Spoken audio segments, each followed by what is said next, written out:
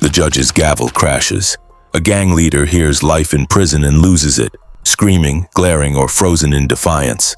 Today, a convicted murderer will be sentenced in Springfield nearly 3 years after an 18-year-old was found dead in the city's north end. 22 News reporter Taylor DiCello is live at the Hamden County Hall of Justice, where the sentencing will take place. This video reveals some raw, real stories of criminals facing their fate. The last one's reaction will shock you to your core. Stay glued to uncover the unbelievable. Caius Veiovis. The courtroom in Springfield, Massachusetts stood tense on September 26, 2014. Caius Veiovis, a man with horns surgically implanted in his forehead and a 666 tattoo, faced the jury's verdict for a triple murder. On August 28, 2011, David Glasser, Edward Frampton, and Robert Chadwell vanished from a Pittsfield apartment. Their dismembered bodies were found 10 days later in Beckett, buried on private land. Glasser was set to testify against Adam Lee Hall, a Hells Angels enforcer in an assault case. Prosecutors said Veiovis, Hall, and David Caillou kidnapped and killed all three to silence Glasser, eliminating Frampton and Chadwell as witnesses. A Home Depot employee testified Veiovis shopped for saws days before, hinting at tools for dismemberment. Police found anatomical drawings of human dissections in Veiovis's apartment. This suggested a chilling fascination with mutilation. The jury deliberated 37 hours, convicting him of 3 counts each of first-degree murder, kidnapping, and witness intimidation. As the guilty verdict rang out, Veiovis erupted, screaming, "I'll see you all in hell, every single one of you!" His rage shocked the courtroom, disgusting District Attorney David Pate, who praised the jury's courage. Veiovis, then 34, got 3 consecutive life sentences without parole on September 29, 2014. His past was dark. Previously named Roy Gutfinski Jr., he served 7 years in Maine for cutting a teen's back in 1999, drinking her blood in a ritual. Have you ever heard a courtroom outburst this wild? Comment "hell" below. Uncover the insane. Hold on. The next story flips the script with a gang leader's bold defiance that split a courtroom in 2. Liddell Maynard Sparks. On June 22, 2020, Columbus, Georgia woke to a grim scene. At 7:30 in the morning, police found 22-year-old Travis Henry Jr. from Montgomery, Alabama, dead on 17th Avenue, shot in the chest. His black BMW was missing. All right, defendant would please rise, and I'm going to ask the clerk to publish the verdict.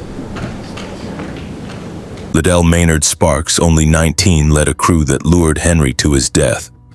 Tariona Horton, 20, chatted with Henry on Facebook for 2 months, pretending romance to rob him, believing his posts flaunted cash.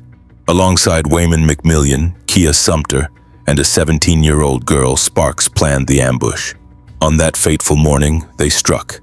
A wad of cash and a broken silver necklace lay near Henry's body, found face down by Sergeant Walter Haywood. After a week-long trial in 2022, jurors pinned Sparks as the shooter. His co-defendants turned on him, testifying he fired the fatal shot. Sparks faced charges of felony murder, armed robbery, using a gun in a crime, and possessing a firearm while on probation. The verdict hit life without parole. Sparks exploded in court, yelling at his own lawyer, the judge, and the district attorney, claiming the witnesses lied. His family split. Some stormed out, others laughed, shocking onlookers. The judge shut it down fast. Sparks's outburst left the courtroom reeling, with Henry's stolen BMW later found in Russell County, Alabama, near Horton's relative's home. Ever been betrayed like Sparks by his own crew? Comment "betrayal" below. Face the shock. Next, a killer's cold stare will chill you to the bone. David Adam Pate. In Lancaster, South Carolina, on October 18, 2013, 33-year-old Ricky James trusted the wrong man. David Adam Pate, 25, with Satan tattooed above his eyebrow and a split tongue, lured Ricky into the woods behind Mullis Road, promising wine. Instead, Pate stabbed him 39 times with a butcher knife, mimicking Michael Myers from Halloween. He told police, "I just wanted to cut his dadgum head off." I already have a new one now. I always got a knife in there. Yeah, what kind of knife was it? You ever seen Michael Myers? Yeah. How long? Yeah. Ricky's body, bound with rope from neck to ankles, lay hidden under leaves until children found it on November 16, 2013. Pate's home held over 20 knives and homemade masks, plus Ricky's stolen wallet and belt. His stepfather reported seeing Pate blood-soaked, burning clothes. DNA tied him to the crime. Pate, a member of the insane gangster disciples, had been jailed since 17 for burglary. In court on April 9, 2015, he pleaded guilty to murder. As Ricky's brother Antoine yelled, "You a devil, man!" Pate smirked, unfazed, even as Judge Dan Hall sentenced him to life without parole, calling the act senseless and remorseless. Pate's chilling confession revealed he wanted to kill again in that same spot. He told his mother he savored every detail, saying, "I enjoyed it." A mental evaluation found him sane, just a man who loved killing. Would you face a killer like Pate? Comment devil below, feel the fear. The next one is about a brother's betrayal in a gang murder will leave you stunned. Manuel Rios. At 2:30 in the morning on March 24, 2015, an alley off Dwight Street in Springfield, Massachusetts turned deadly. Rios was found guilty of first-degree murder of Kenneth Lopez by a jury last Friday. He was also charged with robbery, drug crimes, and other offenses. Kenneth Lopez, 18, lay frozen to the icy ground, shot 5 times with a .38 caliber revolver. Manuel Rios, 22, a Latin Kings gang member, planned the hit. Days earlier, on March 21st, a party at Valerie Medina's home sparked trouble. Rival La Familia gang members clashed with Rios and his crew, including Jonathan and Nathan Guevara. Lopez, also a Latin King, refused to supply guns, breaking gang code. The next day, at a meeting with leader King Flo, Lopez pulled a gun on Rios, fueling his rage. Rios vowed to handle it his way, even telling Lopez's uncle he'd kill him. On March 23rd, Rios rallied Jonathan, Nathan, Medina, and Darryl Self to ambush Lopez, planning a fake robbery meant to end in murder. They failed when Lopez, too drunk, didn't show. Hours later, Rios tricked Lopez into meeting to reconcile, luring him to the alley. Rios shot him from behind, stole his 9mm gun, and bragged to his brother Nelson, "I killed him." Nelson's testimony in February 2018 sealed Rios's fate. In court, as Judge Mark Mason read the life sentence without parole for first-degree murder with extreme atrocity, Rios stood stone-faced, showing no hint of regret. His 12 indictments, including conspiracy and firearms charges, piled on. ShotSpotter audio pinned the shots at 2:30 in the morning, and cell phone data tracked Rios to the scene. Ever felt betrayed by family? Comment "brother" below. Dive into the dark. The next is a child's death in a gang's crossfire will grip your heart. Antonio Davenport. Federal charges including murder and racketeering. On August 18, 2019, a summer evening in Durham, North Carolina turned tragic. 9-year-old Zion Person rode in his aunt's car with 4 other kids heading for snow cones. Suddenly, gunfire erupted on Lyon Street. Over 20 bullets from 3 guns, a 9mm, a .40 caliber, and a 7.62mm assault pistol, tore through the vehicle. Zion was hit twice and died. His 8-year-old cousin beside him survived a leg wound. Antonio Davenport, 23, known as Lil Tony, a member of the 8 Trey gangster Crips, led the attack. Days earlier, on August 14th, rivals from the United Blood Nation humiliated Davenport at South Point Mall, posting the assault online. Furious, Davenport, with Derek Dixon and Deval Magwood, tracked a car they thought belonged to a rival. It was a deadly mistake. Security cameras caught Davenport's car trailing the victims at 10:30 at night. His ankle monitor from prior domestic battery charges placed him at the scene and Dixon's house before and after. Days later, he painted his car black to hide evidence. A 9mm gun found in his girlfriend's car matched the crime. On July 7, 2022, a federal jury convicted Davenport of murder in aid of racketeering and firearms charges.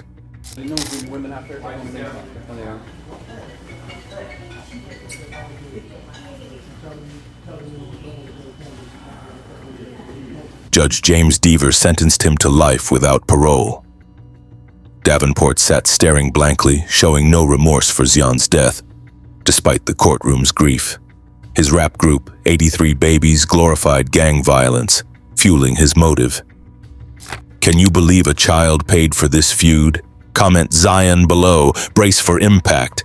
But next, a teen's murder over a backpack will spark a city's outrage. If you're gripped by these wild courtroom stories, smash that like button and drop a comment with your thoughts.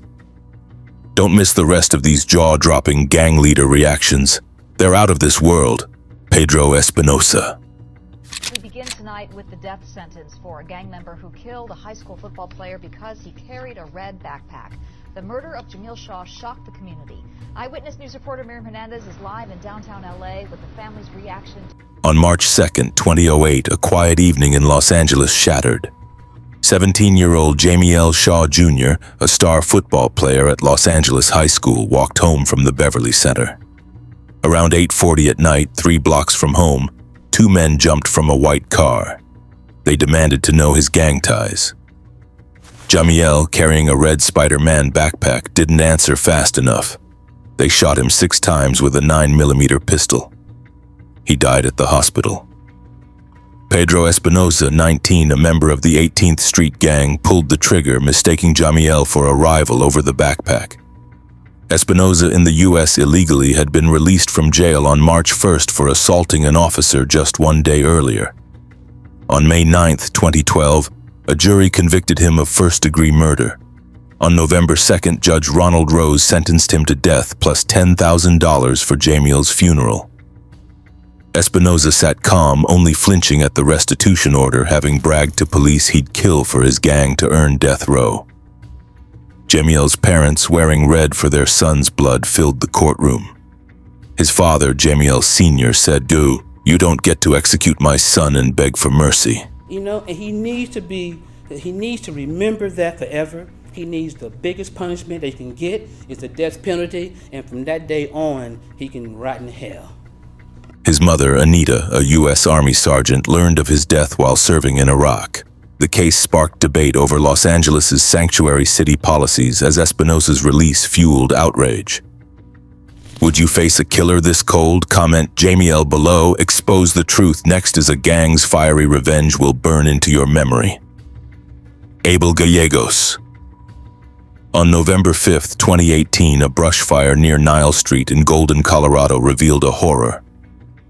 Firefighters found 28-year-old Simone Duran's body shot 10 times and burned. Abel Gallegos, 35, a Crenshaw Mafia Bloods member, orchestrated her murder. Earlier that year, Simone identified Gallegos' accomplice, Alonzo Quintana, in a lineup for an Adams County attempted murder case that made her a target. Gallegos, using the nickname Demon, contacted her on social media, luring her to a Denver house on November 4th.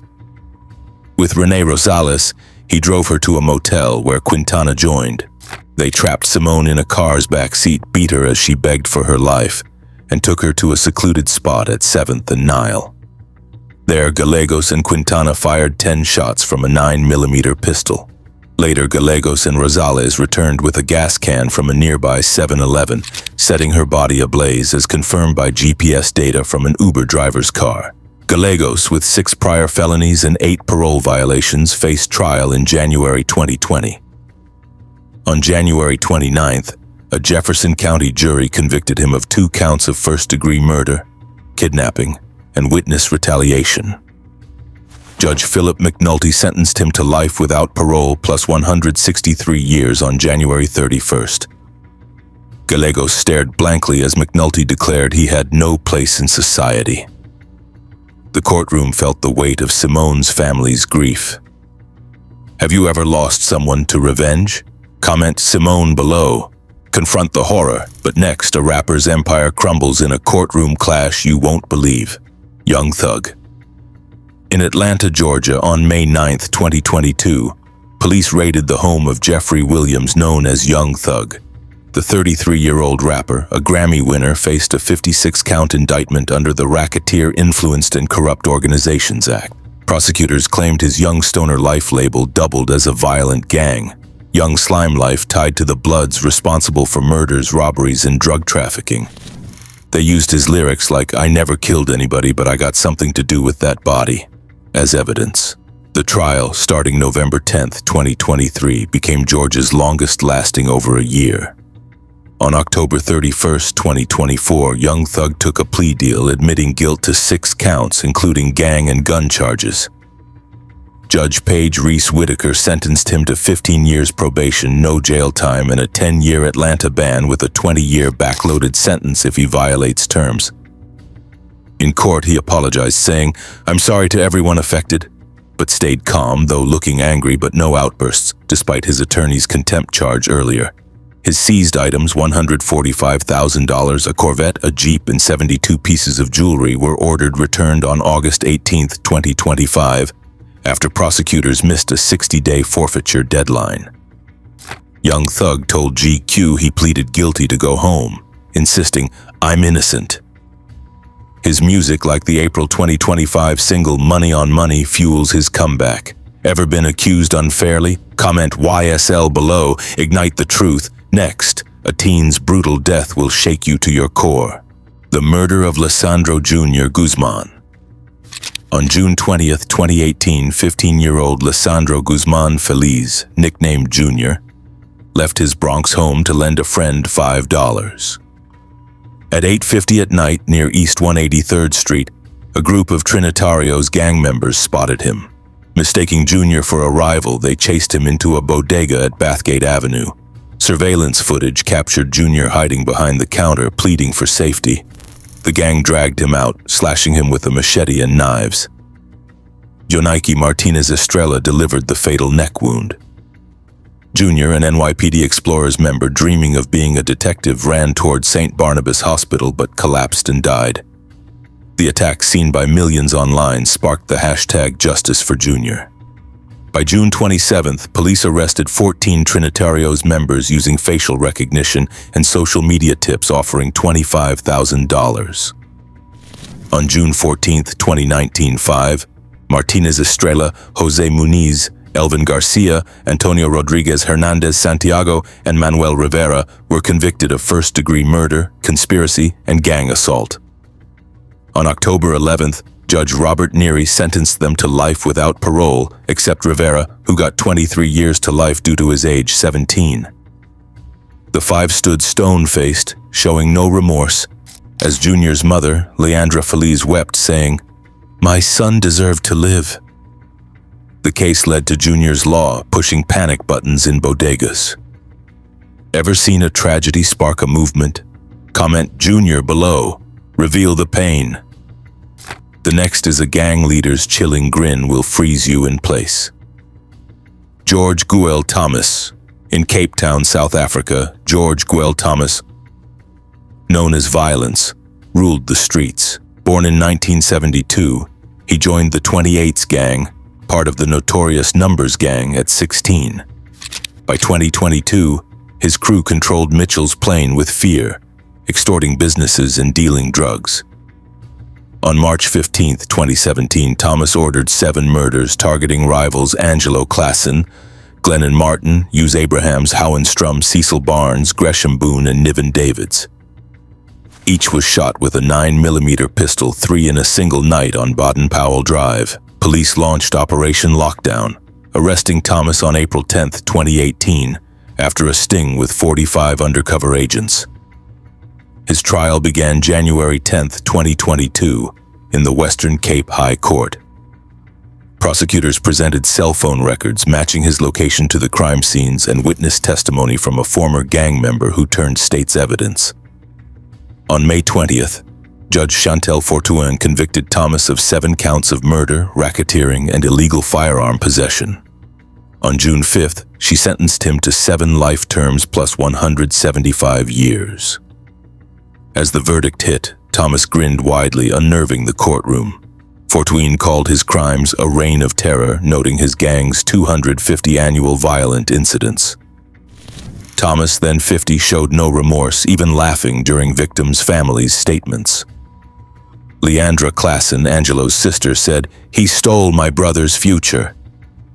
The community demanded safer streets, with Mitchell's Plain reporting a 30% rise in gang murders from 2015 to 2020. Have you faced a killer's cold smirk before? Comment violence below. Shatter the silence. We've reached the end of this wild ride. If you loved these intense gang leader stories, like the video and subscribe for more gripping content. Comment your thoughts below. Expect our next video, it'll be even more thrilling. Stay safe.